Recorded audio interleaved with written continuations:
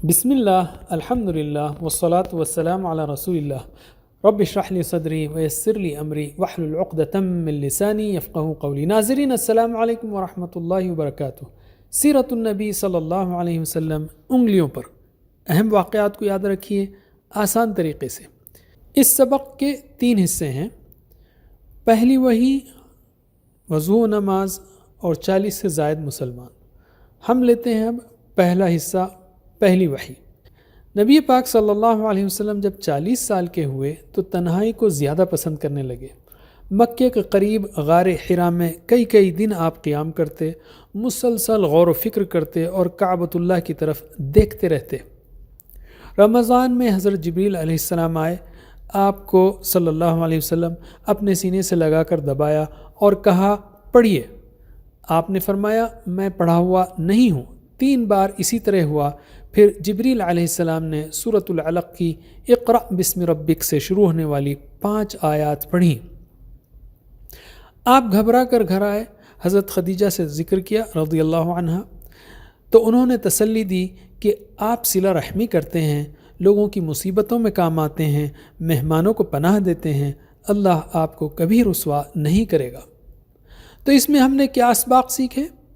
نبی پاک صلی اللہ علیہ وسلم کو اللہ تعالیٰ نے نبی بنایا اور علم سکھایا، ورنہ آپ لکھنا پڑھنا نہیں جانتے تھے، اور جس کو اللہ سکھائے بھلا اس سے بہتر کوئی ہو سکتا ہے؟ پہلی وحی میں علم کا بار بار ذکر ہوا۔ روزانہ کچھ نہ کچھ علم سیکھیے، اور دعوت کے کاموں میں شوہر اور بیوی کو ایک دوسرے کا ساتھ دینا چاہیے۔ علم سکھائیے ایک دوسرے کو۔ اب ہم لیتے ہیں دوسرا حصہ، وضو و نماز۔ کون سا عمل پہلے سکھایا گیا؟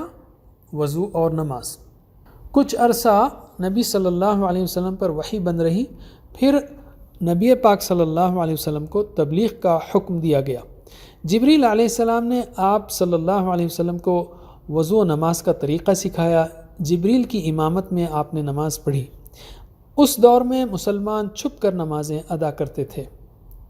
تو اس سے کیا اسباق لے سکتے ہیں ہم؟ عقیدہ توحید کے بعد سب سے پہلی چیز نماز کو قائم کرنا ہے، تو نماز کا خاص اہتمام کیجیے اور سنت کے مطابق وضو کرنے اور نماز پڑھنے کی عادت ڈالیے۔ علم۔ اب ہم لیتے ہیں تیسرا حصہ، 40 سے زائد مسلمان۔ پہلے 3 سال میں کتنے مسلمان ہوئے؟ 40 سے زائد مسلمان۔ آپ صلی اللہ علیہ وسلم نے آغاز اپنے گھر والوں، دوستوں، قریبی رشتہ داروں اور دیگر لوگوں سے کیا۔ 40 سے زائد مرد و عورتوں نے اسلام قبول کیا۔ قریش کو اس دعوت کے بارے میں کچھ باتیں معلوم ہو چکی تھیں، مگر انہوں نے آپ صلی اللہ علیہ وسلم کی دعوت کو زیادہ اہمیت نہیں دی۔ اس سے کیا اسباق ملتے ہیں؟ قرآن و حدیث اور سیرت کو سیکھیے تاکہ آپ دوسروں تک دین کی بات کو پہنچا سکیں، اور دین کی دعوت کے لیے اپنا وقت، دولت اور صلاحیت لگائیے۔ اب ہم لیتے ہیں قرآن و حدیث۔ شروع کے 3 سالوں میں قرآن کی کتنی صورتیں نازل ہوئیں؟ چھوٹی 13 صورتیں، 1/3 پارے کے برابر۔ ویسے 13 کے بیچ میں آڑی لکیر ڈالیں گے تو 1/3 بن جائے گا۔ کون سی صورتیں؟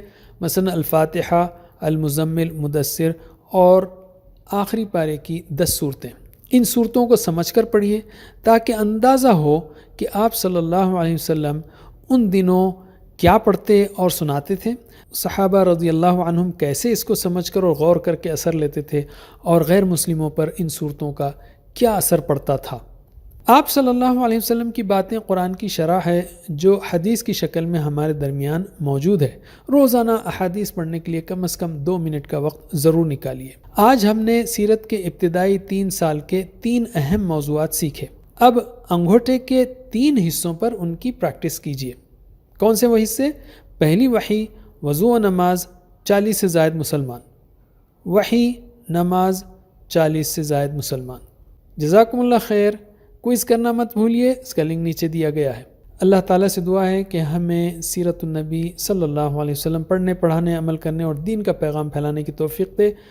سبحانک اللہم و بحمدک، نشہد ان لا الہ الا انت، نستغفرک و نتوب الیک۔ والسلام علیکم ورحمۃ اللہ وبرکاتہ۔